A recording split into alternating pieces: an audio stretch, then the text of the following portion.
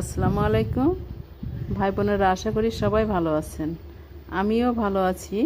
তো আজকে আমি আপনাদের আমার বাগানের আরেকটি গাছের পর্যাপ্ত যাতে ফলন দেয় সেই বিষয়ে আপনাদের সাথে কথা বলবো।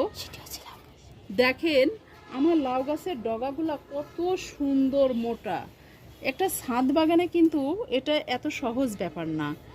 হ্যাঁ, তো কিভাবে এই গাছ এত সুন্দর হলো, সতেজ হলো, সেই বিষয়ে আমি আপনাদেরকে পরবর্তী বলবো।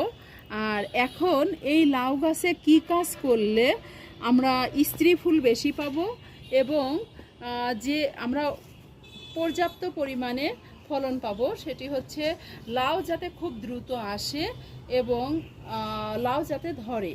তো আমরা সেই বিষয়েই এখন কথা বলবো। তো এখন আমি এই যে আমাদের যে লাউ গাছের ডগাগুলো হয়েছে, এই ডগার আমরা কিছু অংশ কেটে দিব। এইভাবে আমরা কেটে দিলে হবে কি, এখান থেকে আবার যখন ডালপালা বেরোবে, সেই ডালে যে ফুলগুলো আসবে তখন কিন্তু সেটা স্ত্রী ফুল হবে।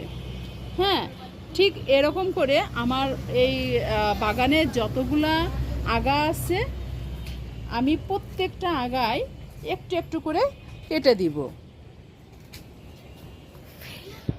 এই দেখেন, আমি আগাগুলা পর্যায়ক্রমে প্রত্যেকটা লাউয়ের আগায় কেটে দিচ্ছি। হ্যাঁ বন্ধুরা, এই যে আমি আপনাদেরকে এটা কেটে দেখালাম, তো এইভাবে যদি আমরা কাটি, সেই ক্ষেত্রে আমরা গাছের ফলন ভালো পাবো।